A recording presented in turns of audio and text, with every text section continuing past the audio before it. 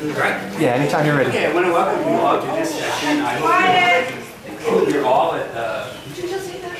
Quiet! At ease. Okay, you know, the last session was really wonderful because so many people are talking about their own stories. And actually that was good because that actually was going to be the conclusion of this talk. Right? This talk is going to be talking about processes and so forth. The title is about the summit tunnel and what's next, right? So from my perspective, it's a little bit different. We're going to be talking about how do we go about nominations, how do we go about preservation and so forth. In this case, we're using the summit tunnel and the effort to try to make that place a national landmark as a sort of example. But what I'm going to do is go back to some of the history and the background to how we were able to get, how we came to select the summit tunnel, how that became a priority for us, and then what it actually means for us, especially Chinese American Citizens Alliance, in terms of the role that we play in historical preservation. So I hope that we can do that and still stay on time. Notice that we'll always be watching my, not to my back, not necessarily back, but watching to make sure that they're doing. Thank you for taking this on, Ted. Yeah, so it's really, like I said, it's really great to see people like Betty, who was from the very beginning a supporter of our 1882 foundation. And of course, Sue Fong is always working on things that we're doing now. We're doing some things on rural China and Hong conferences. We're thinking about having that in Utah. But let me go back a little bit. Tell them when the conferences, they might want to go. Oh. Su Fan's book, The Chinese in the Woods. Yeah. Who knows about what the Chinese did in timber and logging? Su Fan does. Yeah, Sue Fong knows more than that. She knows all about Nevada. Oh, you're going to be giving a speech tomorrow, so forget about anything here or go to the conference tomorrow. Okay? No, go to the conference in June. So we, 1882 Foundation and the state SHPO from Utah are jointly organizing a conference to be held in Salt Lake City. That will be mid-June, and it will be called Rural Chinatown and Buried Sites. It's going to be a little bit on the archaeological perspective about Chinatowns that people have forgotten or lost. And so keep that in mind. That's coming up. It's going to be a little bit of a academic type thing, but it's everyone is welcome because we always have a lot of fun. What does SHPO mean? SHPO is the State Historical Preservation Office, and so we'll be doing that. And we're also going to be co-sponsored with the National Trust for Historic Preservation. So, and anybody else, hopefully Chinese American Citizens Alliance will ship in too. Anyway, I wanted to start with the idea that the topic of this is the summit tunnel. And of course, everyone knows when I say the summit tunnel, you know what I'm talking about, right? It's the place where the Transcontinental across the Sierra Nevada Mountains, and it's built largely by Chinese labor. And our efforts have been to recognize that as a national landmark. If we can't get it made into a national monument, that's a big deal if we can get it done. But I think it's very deserving. So let me walk you back to some of the processes of how we did it. And that also tells you about what you might have to do if you want to nominate a historic place or any of that sort of thing. And you can understand some of the politics behind it, because I think we got a little bit of criticism of some of the efforts that we made, but maybe this can help explain some of the things. So in 2009, after I returned from overseas, I used to work in the American Embassies and Consulates. So then I came back here and I started working at the Department of Homeland Security. And I was working on immigration reform. And I had done immigration reform in the 70s and the 80s and now. So I kind of remember a lot of the changes and stuff like this. So we were doing that, and I was getting ready to retire with a bunch of other people, all ex-vets. If you ever want to get a body of people that sort of like time to check out that path I once could have walked on, I didn't take. That was you look for the retired vets. So anyway, in 2009, we started thinking that, you know, I was working at Homeland Security. We have a chair for you. There's a sitting there. Yeah.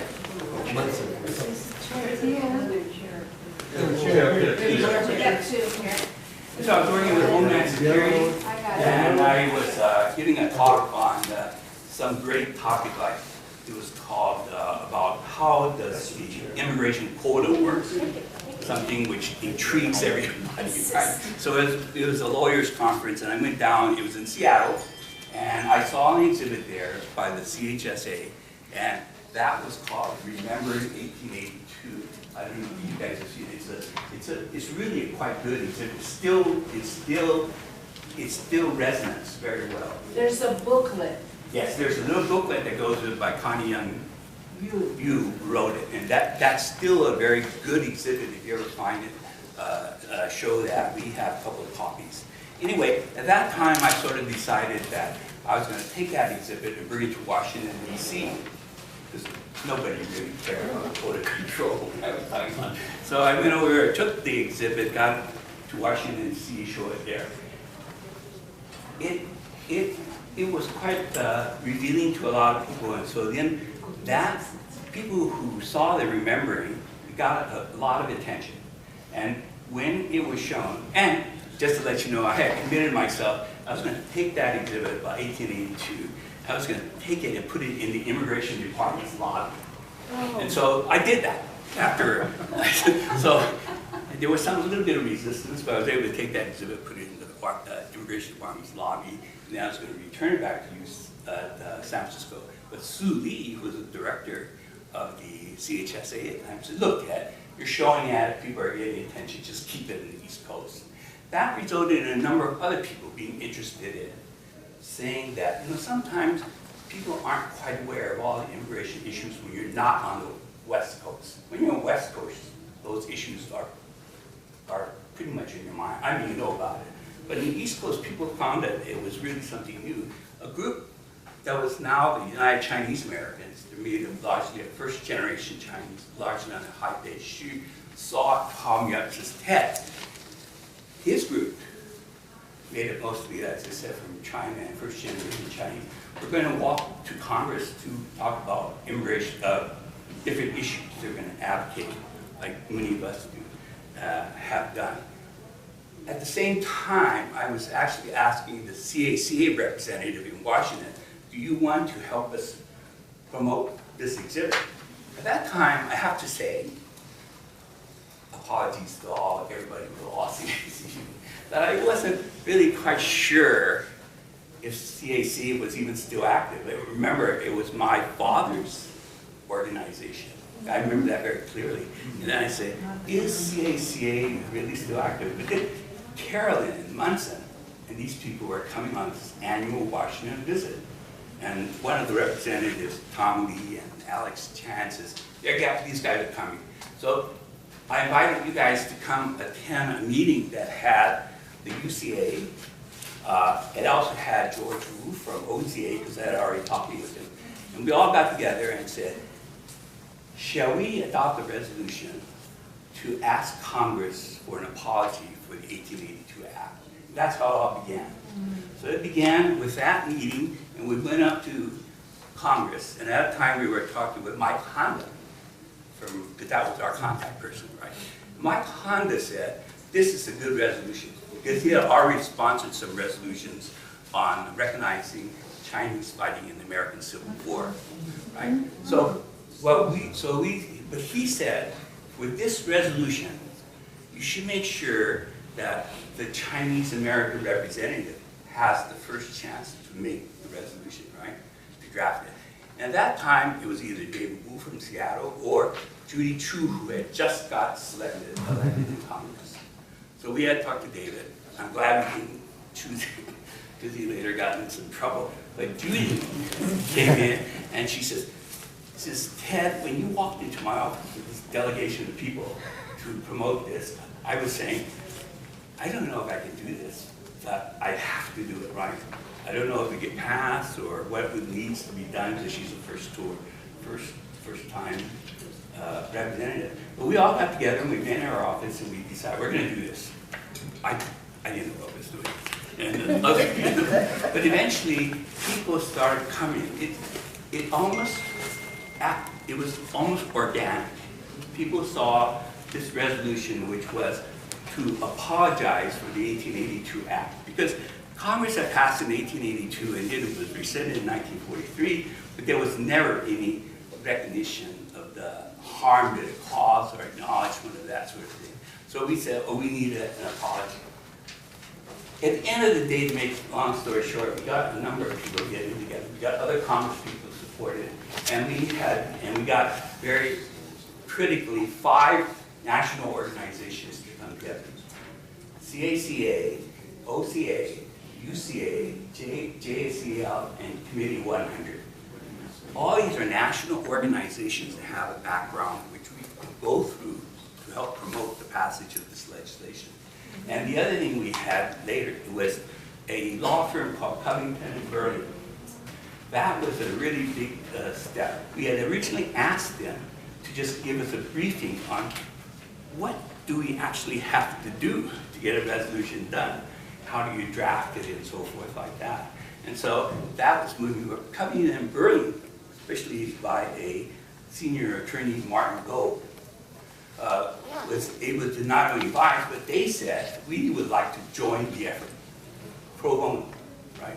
So it turns out Covington and Burling is one of the largest, one of the most well-known and respected lobbying firm in Congress, right? They had actually passed legislation related to Ho Feng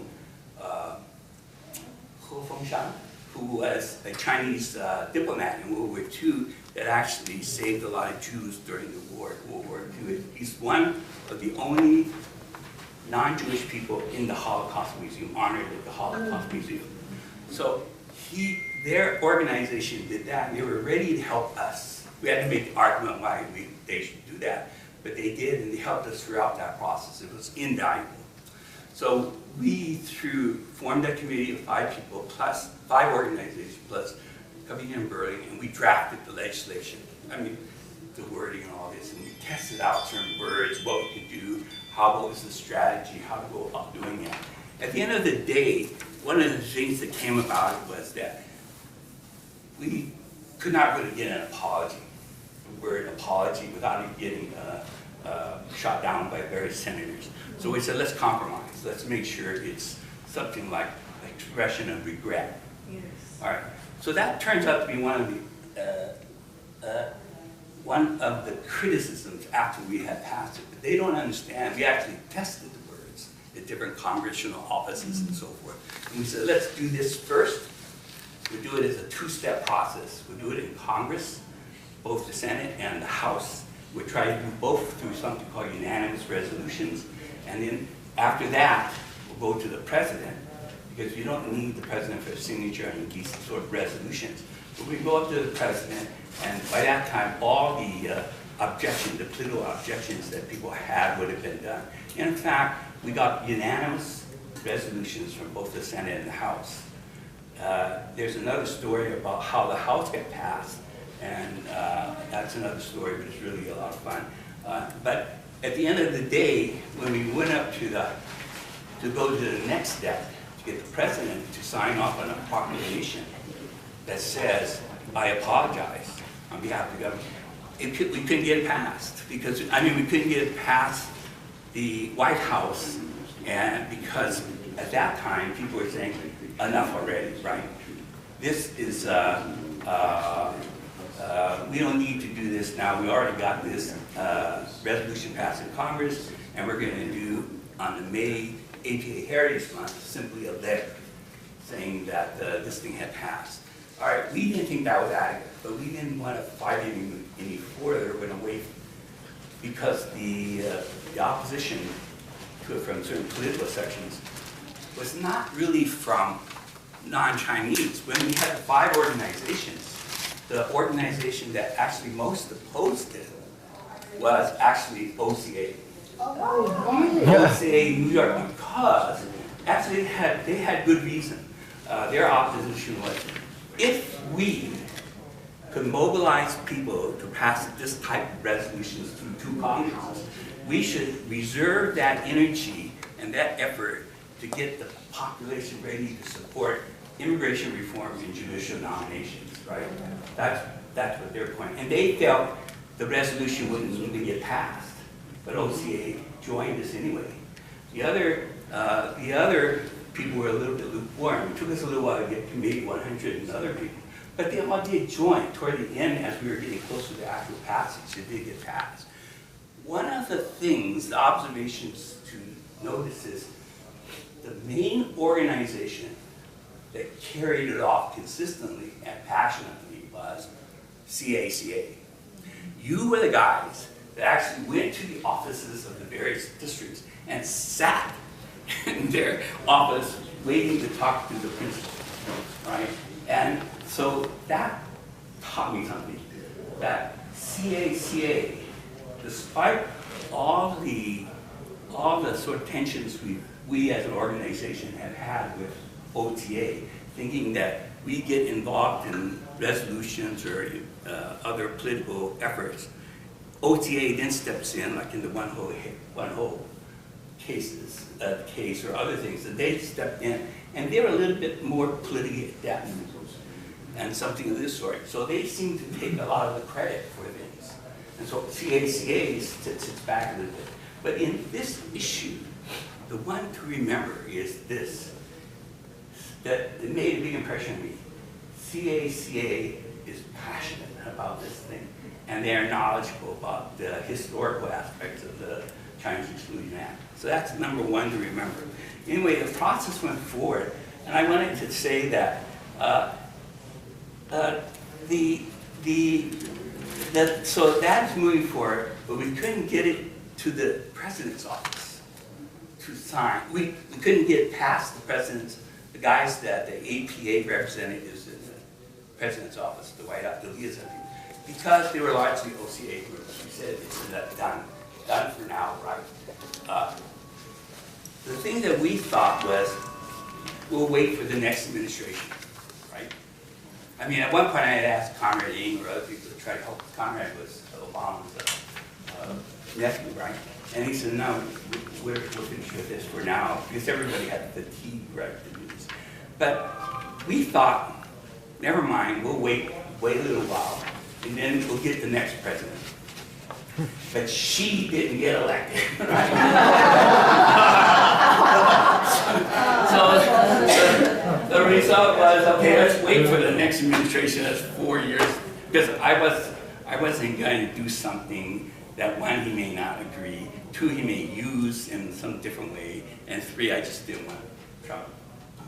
Never mind. So anyway, we waited for now, and now we have the new, we kind of revived some of the ideas, but anyway, that's how it is.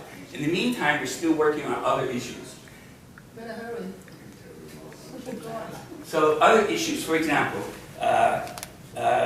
our 1882 Foundation was actually thinking of ways, part of our foundation effort was how to broaden public awareness of the 1882 Act, how to develop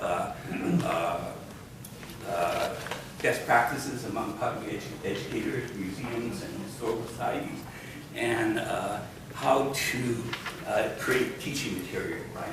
Teaching material, integrate stories, history into the curriculum. So that's another thing we could talk about, strategy, how we did it. Our position was that we would look at standards of learning and how to integrate Chinese American topics into government, into politics, into history, rather than the current effort by many people to sort of say, let's have Asian American studies as so many credits separately, right? Because that raises the question where if you're a teacher, you say, that sounds good, but when am I going to have enough hours to teach all those topics? So why not better look at the standards of learning?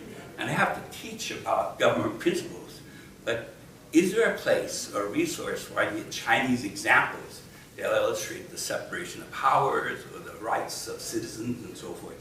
And that was our focus, how to work with the states and standards of learning so that it includes examples that were that illustrated Chinese or Asian issues, right?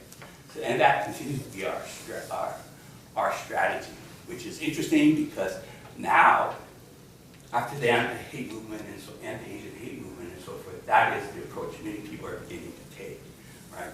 So anyway, while we were doing this, we were also working on how do we look at issues of historical preservation and storytelling in an era in which government funding was being restricted, right?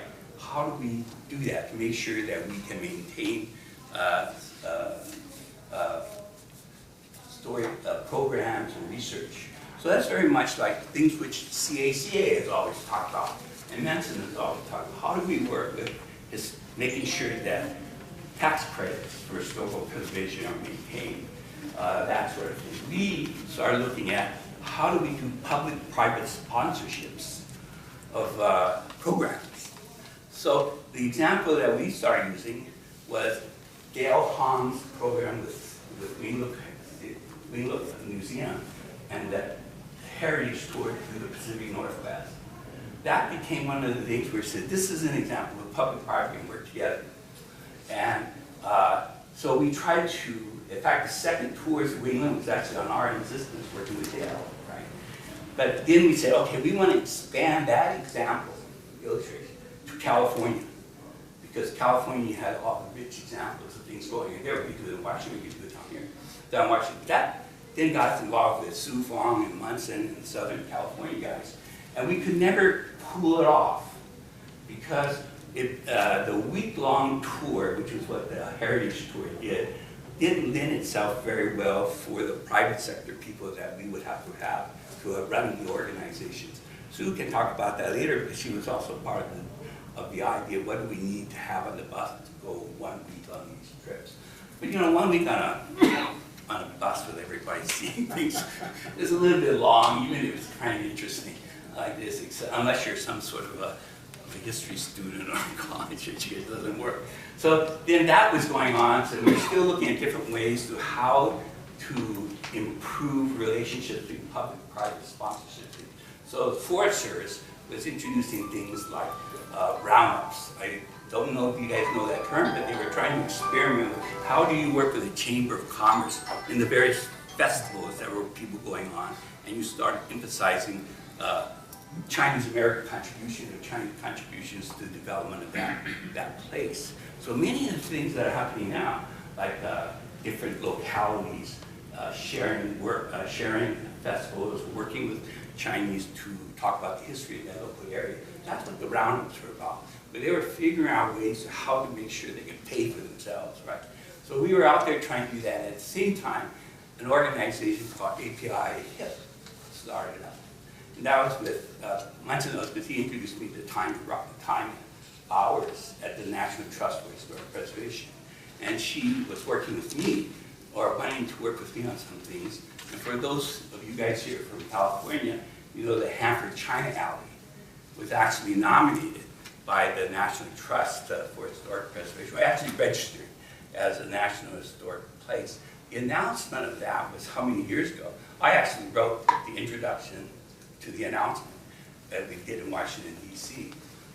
Today, part of the trip here this week is actually to go visit some of the people there because they had an unfortunate fire there, and they're trying to rent that place.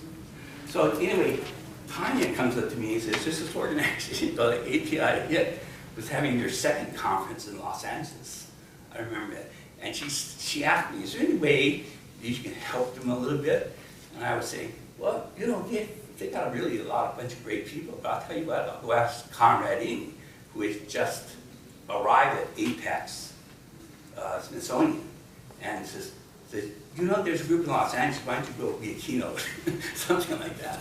And so he says, well, I'll look into it. And so he went over there, and that's how that second event came about. But the third event, let's start talking about doing something in Los Angeles again. And we, now in the Forest Service, working with the Forest Service, we're trying to do a heritage tour. And the heritage trip, 1 week long thing, wasn't working out. So we said, let's do something where we did an overnight trip to a place close. It was the conference was in San Francisco. So anyway, let's do something there close enough. It's close enough to Summit Tunnel. We'll do a night trip there and come back and say that's how the Summit Tunnel got started. It was actually an add-on to the API HIP program, right? And that went off really well, you know, like this. So that's how it came about. But at that time, the Summit Tunnel was not a primary objective for us. at that time, what we were interested in is how to develop public-private relationships, or how to develop self-funding programs, right? So that we continue our programs going forward. So one of the lessons, another lesson to learn is make sure your network is there and that you would take advantage of it. And just say, okay, let's try to join resources. And so it was such a successful trip that the Forest Service decided to fund, gave us no-year money to try to do it again and again. And this year, they're thinking about renewing it for the third or fourth year, right? And so what that meant for it, and so that's another thing where I think about where the opportunity to find funding comes from when you do something, right? And so don't be afraid, try it. So one of the other things we decided to do with the first trip, we said, let's see if it can even be done. We didn't know the schedule would work. Then we tried to say, okay, can I advertise and promote it? And it was very successful. Third time we tried to do this, let's make 50% of the seats available for teachers. So we worked with the UC Davis group, and they filled up half the seats, and that was also a total field. This week, next week, we're going to do the fourth or fifth trip, I forgot what it is. And that, we announced it, within a week, it was all filled. So it's been very successful. We think it can be expanded. And so that is one of the things we're looking at. How do we increase the ideas of heritage tours and so forth like this? Now, again, the Summit Tunnel was not our primary objective. Our objective was figuring out ways to how we could collaborate with others and have self-sustaining heritage trips, preservation history, and that was our main objective.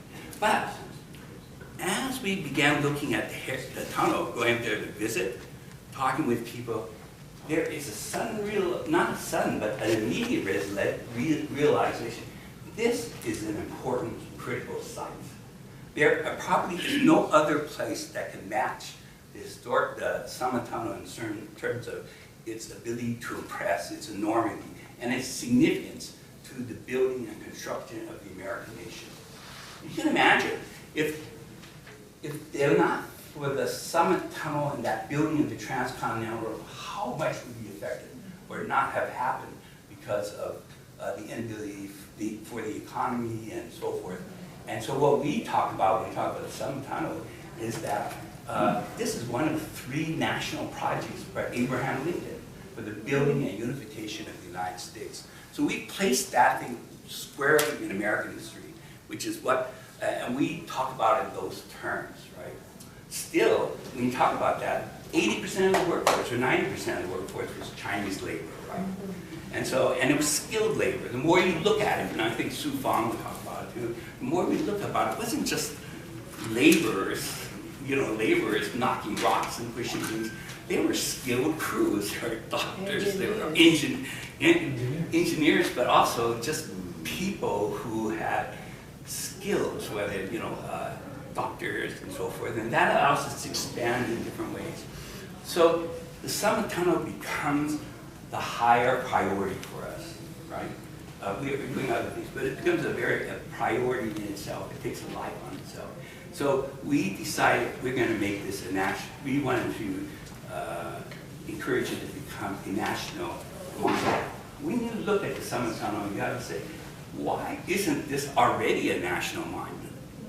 Right? You really have to think about it. Why isn't this already a national monument? And there are some reasons which we have to work at, and so that's another story. But that's how the Summit Tunnel actually became so prominent in our history. Now, in our efforts. Now, we could not get the Summit Tunnel itself designated, or we feel like it's very difficult. It's like you're looking for compromises. Union Pacific, you have to ask the question, why is it not already a monument? And the answer has to be, or actually you have to ask, the owners of the property.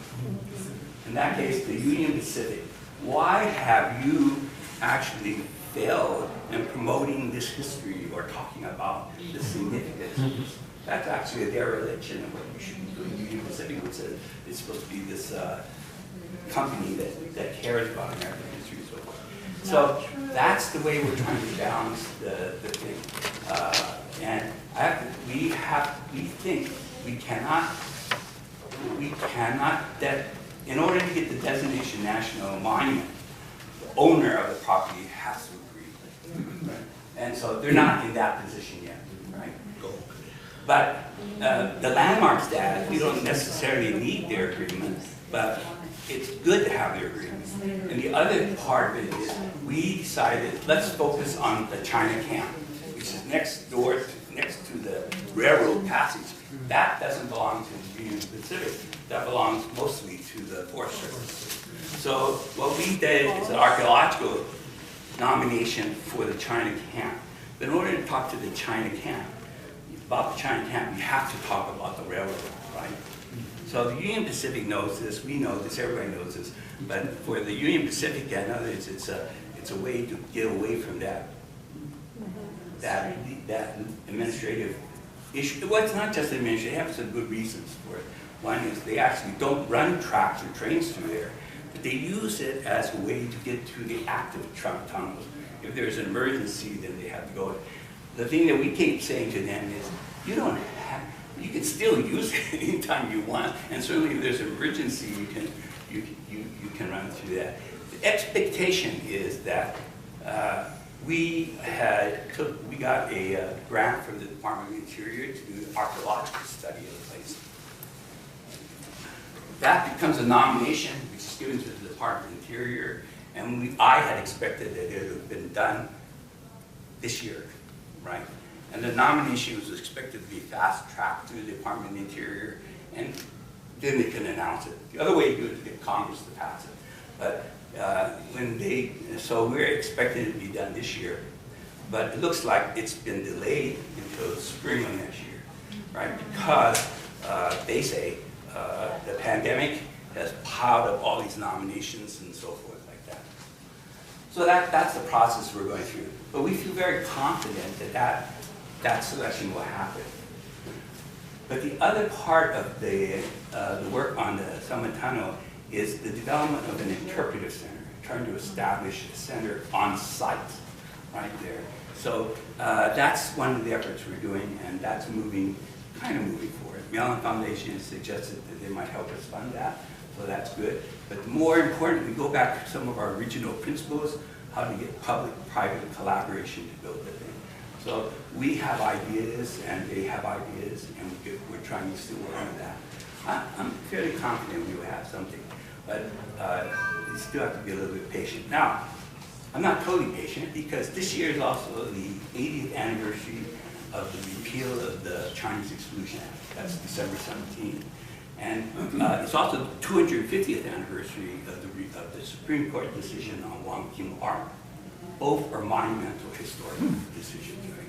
So what we are going to do, we have proposed that in December 17th, we would have a reception or some kind of event there, and that would be done at the Library of Congress. So that's in the works. Among the things that we have asked is we've asked the White House, can the President send over a letter for our event? And so those of you who have done that know that. Sometimes that works, sometimes that doesn't work. But the White House liaison person, very different from the one we were working in 2019, said, look, Ted, let's go for the moon. Instead of the letter, why don't you get a proclamation from the President? He said, okay. So we'll see what happens to that. I don't know. But you guys ought to mark your calendars. Where originally wanted December 17th, that's the anniversary. But because that falls on the date in which Congress is not in session, because they're all suspended, then we are probably going to move it to December 14th, which is a Wednesday. So if that happens, and among the things I also asked the White House is, can you check on the status of the nomination for the Summit Tunnel? Because I understand it's in a pile of other things. So if you know how that works, if the President asks you, well, what's the status of this thing, and you're not trying to change any of the decisions, just say move it up. Maybe something will happen. But I'm hopeful that he would say something, and maybe Secretary Haley would announce it. There's certainly a lot of efforts by this current White House to make sure that some of the Native American sites are being nominated and selected and so forth. So I don't think it's impossible that something like that happens, but that would be a great presentation to finalize both the Summit Tunnel and the conclusion of what we started in the 1882 project where we were seeking a presidential apology. If that can happen, that would be wonderful. And for C.A.C.A., it will be the fulfillment of one of our long-lasting resolutions, right? To get actual apologies and things like this for these historical preservation areas, historical preservation questions. So that's moving forward. There are other things that are going on that relates to like the Kurt Lee nomination for Congressional Gold Medal. And so that's another one that's pending. And we hope that that can be done. And we can see that from the gold medal effort and all this other stuff, that core organization, going back to that first observation I made of the 5 national organizations that represent Chinese Americans, the one that is the most passionate about historical preservation, the ones that have the actual stories, like in the last session if you were here, you could hear people saying, my restaurant, my this or that. Everybody has a memory of the father, grandfather. That adds to that passion and persistence. When I was talking with the Union Pacific, in the several times that I talked to them about various things, and I'm always very nice, and I should be nice, because they could fund the whole thing if they wanted to, right?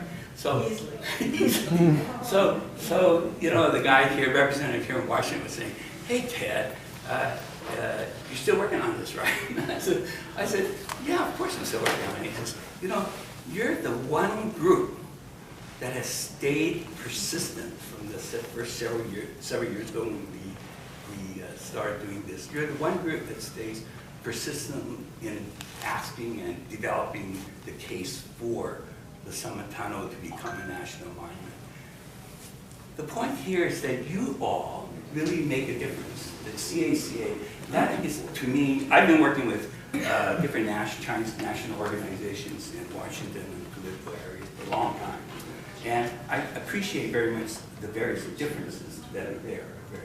And it really is something C.A.C.A. should really take pride in. When you decide what our national mission is, when you start deciding what our goals, of course we're going to deal with Black Lives Matter, we're going to deal with certain legislations and so forth.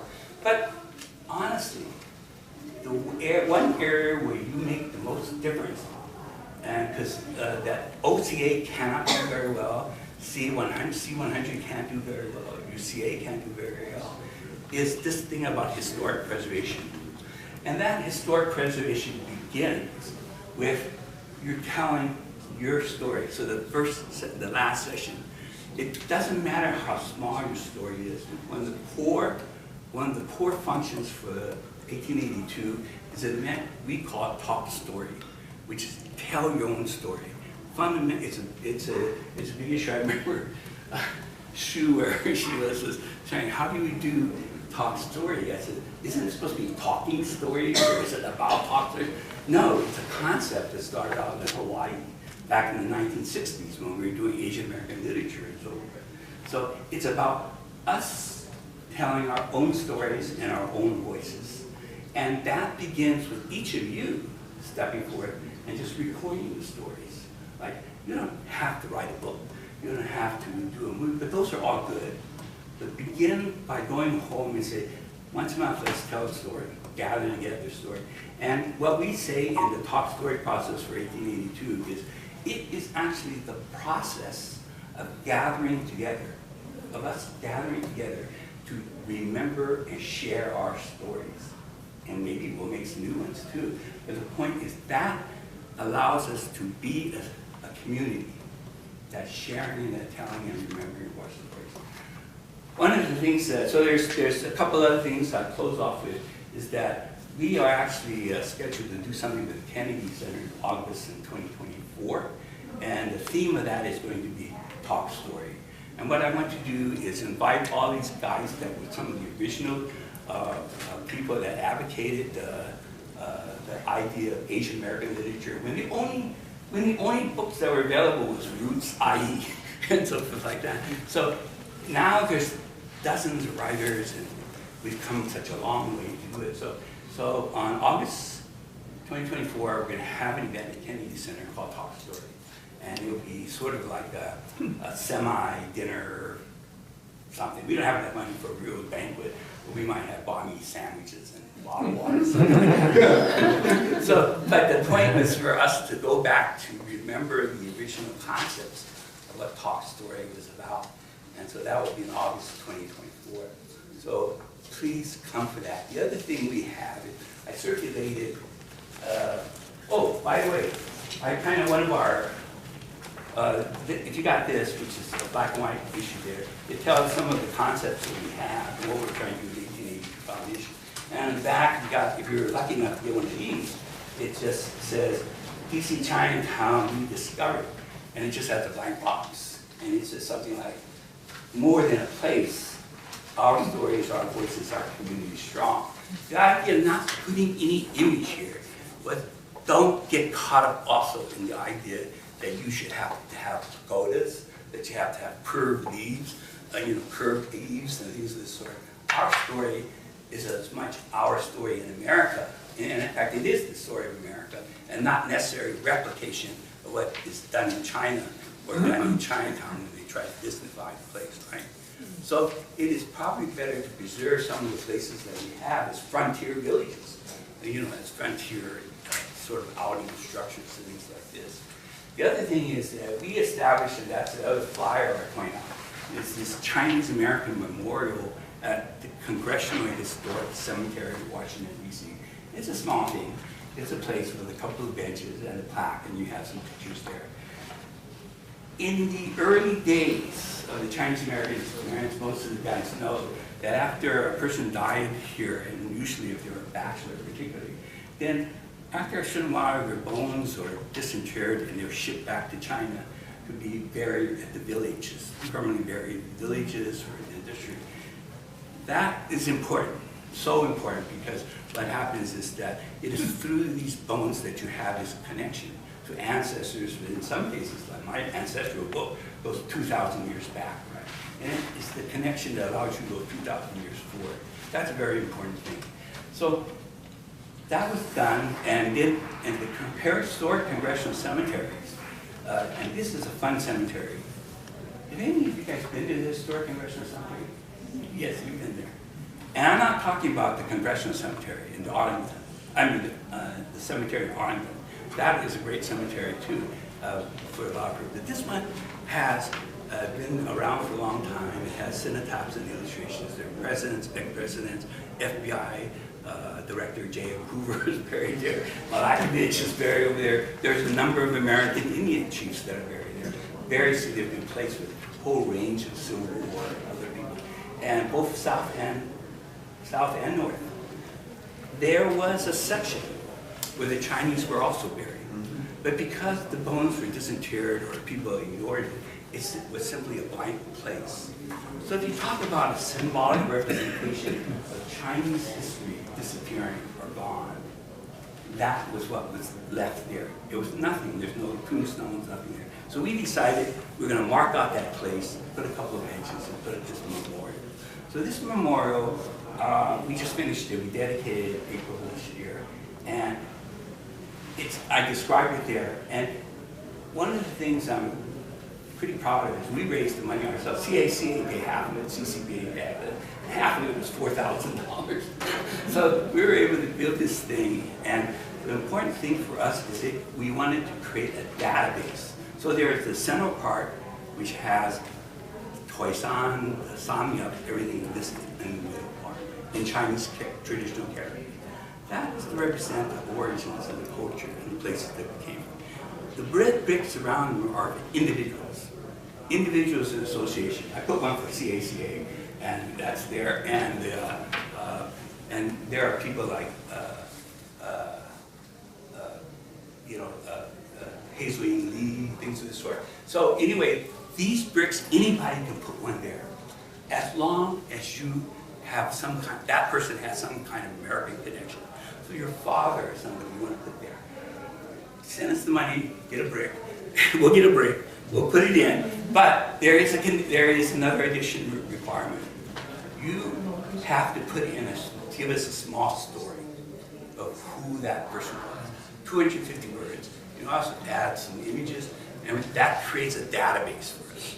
That database, of course, is open to anyone. So if they're actually a collection of many stories, many oral history stories. So if you have a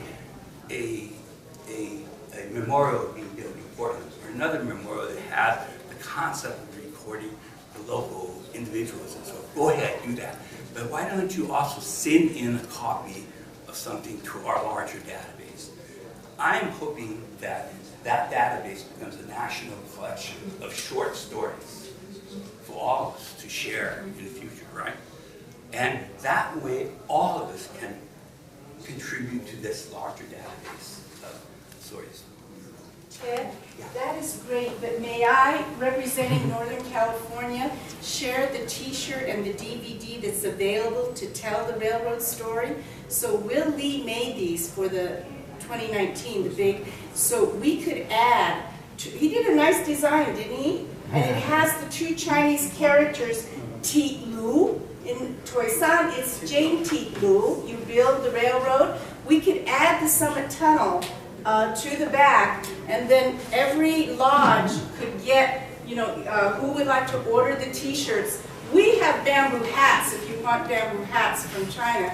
Then there's a 28-minute DVD that Lonnie Ding made in 2001. And you can, each lodge can get a copy of the Canton Army in the High Sierras. So that Lonnie Ding's film is very good. We also created one with the Forest Service. It's shorter. It's better for you talking. Use for talking. That's called Heritage, and that's why I left the postcard for you. It's actually available on YouTube. And the other thing is we just completed another one called Tracing History. And that one is about a mother-daughter going through the Sierra area. And people say, and it's very touching. That's only like 8-10 minutes, something like this. The shorter films are good. Everybody wants to do a 2-hour film because they want to get it on PBS. But you should create something no more than 30 minutes, because that's the time. This allows you to talk about it. The other thing is that there are certain principles, public-private collaboration. Chinese American Citizens Alliance can be central to a lot of things. Aim for the big projects. You know, think about, do all your individual stories, do all of these, but look at the big projects. There is nothing that has as much impact right now as making the Summit Tunnel a national monument. I don't think there's any project right now, whether it's in San Gabriel or anything, that will have that kind of impact to the public. And so look for the larger projects. And then in the back of this, I have some of the projects that we are working on in 1882. And so the one thing that is not mentioned here is that we are looking for another funding on something we call If Buildings Could Talk. And that's to develop the DC Chinatown and use their exterior spaces, the exhibit spaces, that tell stories. If the building could talk, it will tell you what that restaurant was like. It'll tell you that all these sort of things are happening. And our goal is to connect that with the Library of Congress and the Smithsonian, so that we start sharing exhibits, and you do that digitally, right? So one of the things, I think this is a final remark, some people are really supportive of the Asian American National Museum on the National Mall. That's all fine and good. Grace Mung produced a resolution to have that begin to evaluate the feasibility of it. You know, a lot of people know that that's like a 20, 30-year project, you actually realize. But in the meantime, why not look at these networks that you can build? Look at the original. Smithsonian had another project that was announced just before the Grace Mung's legislation was moving forward. I think that's great as that's moving forward. But the other early one was they were going to take a wing of the American History Museum and make that into a permanent APA place. That would be a perfect place to exhibit, for example, the gold medals and things of this sort. So we actually started talking about how do you display the Chinese gold medal, Filipino gold medal. and so forth. So that's there, but that is mostly, and the ideas we're talking about, how do you do it through a digital process? How do you connect with the regional museums, with the Chinese historic, the C.A.C.A. or New York or Boca and things like this? Because you don't want to think that there is the regional museums. The regional museums do great work. We should support it. And the way they support it is to build a network that's connected together. Imagine if I could go to Washington, D.C., or I could be here in Las Vegas, and walk into a place and I said, I want to find my mother's registration record at the National Archives. That is one of the connecting points that we would like to have. So you could go there, find it, and you go there and you say, hey, it says she arrived on a ship to San Francisco at Angel Island on such and such date. We would add that data so that you could sit there and go to these different places and find this complete story. That's what we hope to be the National Museum for Asian Americans. Asian Americans, each community has its own section too. Chinese, Filipino, and depending upon their resources, they can add or subtract to it. So we don't have to worry about physical space, the limitation of physical space, which kind of becomes very confrontational. Okay, I'm sorry, the time's up, I think. If you guys have any questions or comments.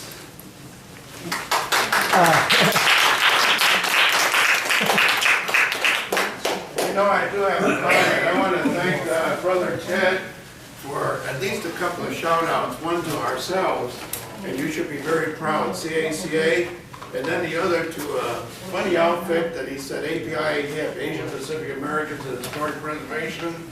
And the first, it was on my watch that we started the apology resolution, as Paul knows. And then, as a part of API HIP, I am one of the founding board members and officers as well. So I think, thank you very much for saying that. The idea of knowing our heritage, the idea of bringing back and remembering in historic preservation and talk stories is one of our efforts to approach equality and parity in our American citizenship. If we are not seen as equal, and we don't feel that we are equal, then we still haven't got it. And our original 1895 vision is still to be achieved. American citizenship, parity and equality, that's what it's all about. Thank you. And the second part is to make sure that the other communities know it. Actually, there's only one community, the American community, and that we need to let them know that this is a fundamental part of our story, the larger our story. So when we get that point, that's our goal, right? Yeah. I just want to thank you, Ted, again, to remind all of us that what the C.A.C.A. is doing is ongoing. As Ted just said, we went through all the steps, the hardship to bring our issues to the, national attention, bring up Congressional, say the apology bill, the Congressional gold medal bill. We do not stop there. Ted's examples of continue on education, for the public to know us, that has not stopped, and the C.A.C.A. is still in the forefront to do that through local history project, preservation project or not, but national focus projects such as Summit Tunnel things, as well as your idea of talking about adding a wing at the American National Museum as the Smithsonian. I think that is so important because that shows that our story is just not among ourselves talking about it. Sufan has been championing there with National Trust and Historical Preservation all and all. It's bring our story to the forefront as we are part of American stories. And thank you so much, Ted, for constantly working on that and to remind us. And I think C.A.C.A. can play, continuously play an important role. I think we do not want to step back and just say, we have done that. I know it's a hard work and we don't, but there's much, much more work we can do. As Ted keep on reminding us, it's a joint effort. Then we can collaborate and continue the success. Thank you so much, Ted. Remember, yes. You know, you brought up very quickly, but I think it's very important that we're going to try to get an apology. Right. That would be a very unifying act. If we get that done, trust me, C.A.C.A. is going to be even more cohesive, and I would throw all my weight behind to help you too. And I'm sure many more. Yeah, you know, Write to Congressman. Yep, exactly, write your congressman. And the way to do that is not necessarily write about before the apology, but say, how come the Summit Tunnel is not a national monument? And it's the finding of these national monuments, these national events. Kurt Lee's nomination that we had on our table at one time to get the Congressional Medal of Honor, that is long overdue. That's still one of the unfounded resolutions. But once you get these things, they get national attention rather than just the little things. And it's those adding up. Hey, we fought for this country. We built this country. And we should be seen as part of the country. That is what it is about. So, December 17, I've always said it every year for the past 5 years. And December 17 is each lodge should go and do something simple at their lodge. Like I would say, on that day, show a movie, show a film, some things which Lotus had mentioned. There's a lot of different things. Just do an event. If it's just you and 3 or 4 people sitting around the sofa eating popcorn, fine. But the thing is just remember that day. When the Japanese apology was, when the Japanese got a presidential statement, however many years ago, that statement became the day that was established for the Day of Remembrance. So every year, the Smithsonian, I was just there talking to about it, they have that Day of Remembrance at the Smithsonian. If we can get something like this from the president, it's not just the apology that ends in itself, but we get established what we had tried to get at one point, a day of inclusion, right? And that is a really worthy goal if we could do that. So every year there's something that talks about inclusion and diversity. May 6th. No, don't do it. No, don't do it in May because May is already overcrowded, right? Do this on the day that the Chinese Exclusion Act was repealed. The whole term, the Day of the Exclusion Act is gone, and it becomes Day of Inclusion and Diversity.